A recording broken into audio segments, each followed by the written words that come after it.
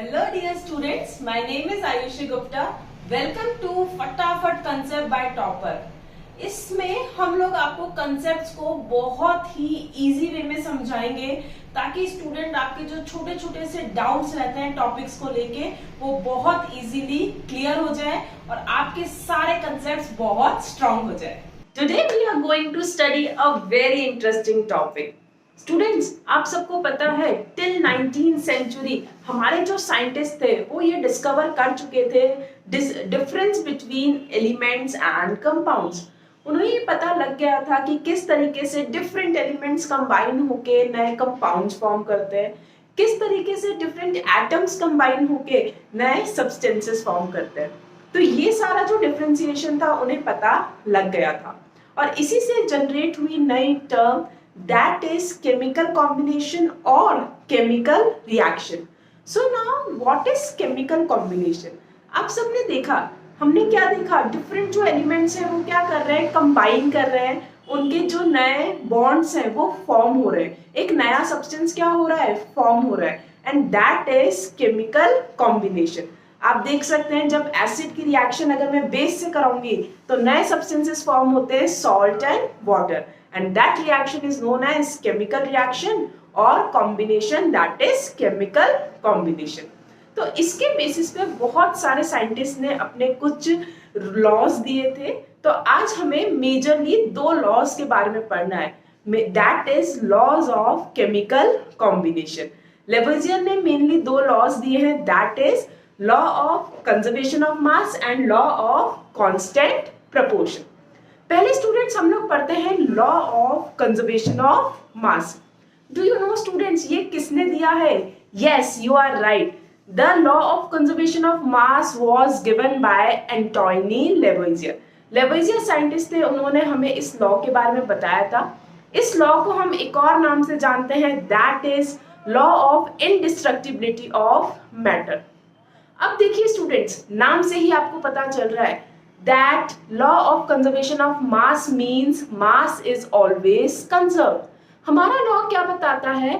that mass can neither be created nor be destroyed. मास को हम कभी भी क्रिएट और डिस्ट्रॉय नहीं कर सकते।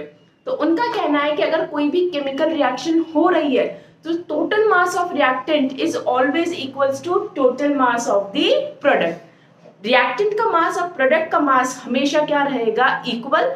और अगर ये चीज है तो हमारा जो लॉ है वो क्या होगा? फॉलो होगा। चलिए अपन एक एग्जांपल लेते हैं। मैंने क्या किया, एक तरफ ली हाइड्रोजन गैस, दूसरी तरफ लिया मैंने ऑक्सीजन गैस। अब दोनों को मैं क्या करूंगी? कंबाइन करूंगी, उसमें से इलेक्ट्रिक करंट पास करूंगी तो क्या फॉर्म होता है स्टूडेंट्स? यस, वाटर फॉर्म होगा। अब मुझे देखना है क्या हाइड्रोजन और ऑक्सीजन का जो मास है वो वाटर के मास के इक्वल है। अगर ये होता है तो वो लॉ ऑफ कंजर्वेशन ऑफ मास को फॉलो करेगा। यस, बट सबसे पहले स्टूडेंट्स इसमें आपको जो ध्यान देना है that is balancing of equation. आप देख सकते हैं रिएक्टेंट साइड पे हाइड्रोजन के कितने एटम्स हैं? 2, और ऑक्सीजन के भी कितने एटम्स हैं? 2। बट प्रोडक्ट साइड पे हाइड्रोजन के तो 2 एटम्स है बट ऑक्सीजन का ओनली सिंगल एटम है। तो हमें सबसे पहले रिएक्शन को बैलेंस करना पड़ेगा, नंबर ऑफ एटम्स को इक्वल करना पड़ेगा, उसके बाद हम लोग मासेस कैलकुलेट करेंगे। जब आप मासेस कैलकुलेट करेंगे, हाइड्रोजन का मास कितना होता है students? Yes, you are correct, 2 क्या है? मॉलिक्यूलर मास है। बट आप जब बैलेंसिंग करेंगे तो वो कितने हो जाएंगे? 4 एटम्स, तो 4 हो जाएगा। और ऑक्सीजन का मास कितना है? 16 atomic mass into 2 that is 32। तो टोटल मास जो होगा दैट इज कितना हो जाएगा स्टूडेंट्स? 32 + 4 that is 36। और अगर आप वाटर का देखेंगे 2 मॉलिक्यूल्स है तो इट इज ऑल्सो 36। सो हम लोग ये बोल सकते हैं कि ये लॉ ऑफ कंजर्वेशन ऑफ मास को फॉलो कर रहा है। सिमिलरली हमने एक और एग्जाम्पल देखा है students, that is combustion of methane gas. सबने सुना है CNG यूज करते हैं ना, उसमें कौन सी गैस प्रेजेंट है? Mainly methane gas. कंबशन मतलब अपन मीथेन को क्या कर रहे हैं? बर्न कर रहे हैं in the presence of oxygen. और जब हम मीथेन को ऑक्सीजन की प्रेजेंस में बर्न करते हैं तो क्या फॉर्म होता है? Carbon dioxide gas and water. अब स्टूडेंट्स इसमें भी हमें देखना है क्या ये लॉ ऑफ कंजर्वेशन ऑफ मास को फॉलो कर रहा है। यस, जब सबसे पहले बट आपको क्या ध्यान रखना है, we have to balance the equations. तो आप देखेंगे ऑक्सीजन के कितने हो जाएंगे 2 molecules, at the same time water के भी कितने हो जाएंगे 2। इससे मेरी पूरी इक्वेशन क्या हो जाएगी, बैलेंस। और जैसे ही बैलेंस होगी आप दोनों साइड, रिएक्टेंट साइड और प्रोडक्ट साइड, अगर मासेस कैलकुलेट करेंगे तो दोनों साइड कितना आएगा स्टूडेंट्स 80 ग्राम। तो इससे हम बोल सकते हैं कि हमारी जो इक्वेशन है that is balanced and follows law of conservation of मास। तो ये था स्टूडेंट हमारा लॉ, बट इसमें आपको एक और प्रिकॉशन फॉलो करना है, दैट इज हमेशा ये जो रिएक्शंस हैं जिनमें गैसियस रिएक्टेंट्स या गैसियस प्रोडक्ट है, जैसे आप देख सकते हैं यहाँ पे ऑक्सीजन है, CO2 है, तो इन केसेस में आपको कंटेनर कैसा लेना है, क्लोज्ड कंटेनर। तो ये बात आपको ध्यान रखनी है। सो this is all about law of conservation of मास। चलिए, अच्छा स्टूडेंट्स मुझे बताइए कितने बच्चों को वाटर का फॉर्मूला पता है, जल्दी से बताओ।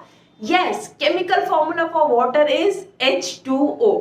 यहाँ पे आप उसका स्ट्रक्चर भी देख सकते हैं। हम बोल सकते हैं students 1 molecule of water contains 2 atoms of hydrogen and 1 atom of oxygen. सही है, हम बोल सकते हैं अगर मैं नंबर ऑफ एटम्स का रेशियो निकालूं हाइड्रोजन इज टू ऑक्सीजन, तो वो रेशियो क्या आएगा 2:1। करेक्ट है। अगर हम लोग नंबर ऑफ एटम्स रेशियो निकालेंगे हाइड्रोजन इज टू ऑक्सीजन का, तो वो हमेशा आएगा स्टूडेंट 2:1। अब मैंने क्या किया, मैंने बहुत सारे वाटर के मॉलिक्यूल्स ले लिए। अब मुझे बताओ क्या ये रेशियो अभी भी सेम रहेगा या फिर डिफरेंट।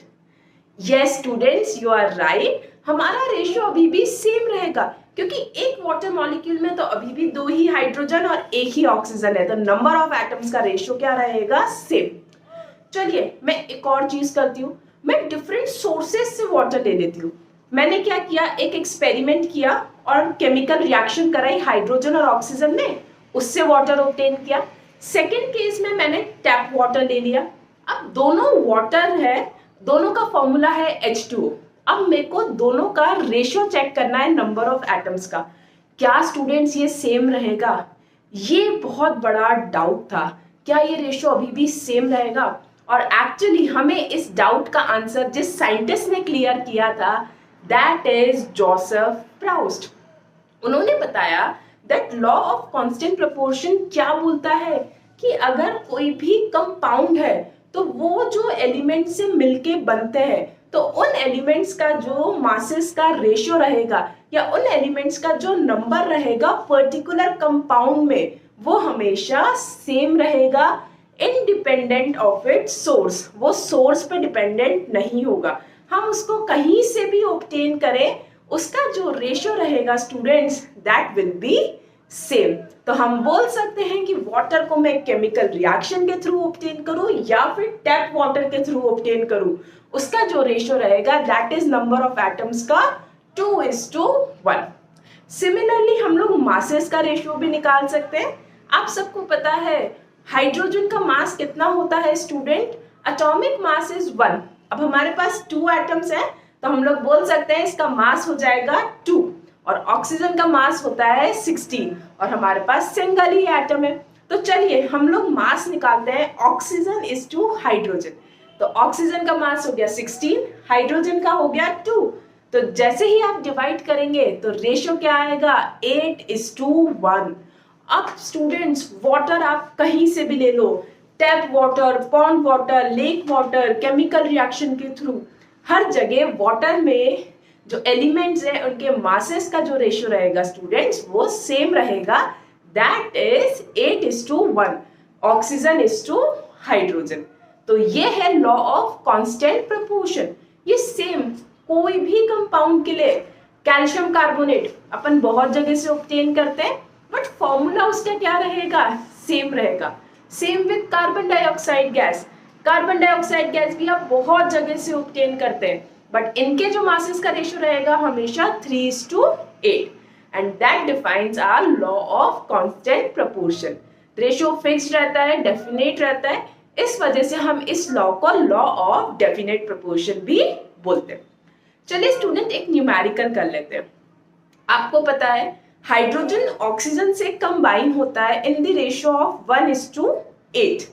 ओके, अब मैंने बोला कि अगर मैं आपको ऑक्सीजन दे दूं 32 ग्राम्स और मैं पूछूं कि कितना अमाउंट ऑफ हाइड्रोजन इसमें रिक्वायर्ड है, तो क्या स्टूडेंट्स हम कैलकुलेट कर सकते हैं? बहुत इजी है, डायरेक्टली न्यूमेरिकल सॉल्व करिए। आपको पता है कैसे करेंगे? अगर 1 ग्राम में कितना कंज्यूम हो रहा है? 8 ग्राम, तो 32 ग्राम ऑफ ऑक्सीजन में कितना हाइड्रोजन कंपेयर होगा? That is 32 divided by 8। और जैसे ही आप करेंगे तो correct answer will be 4 gram.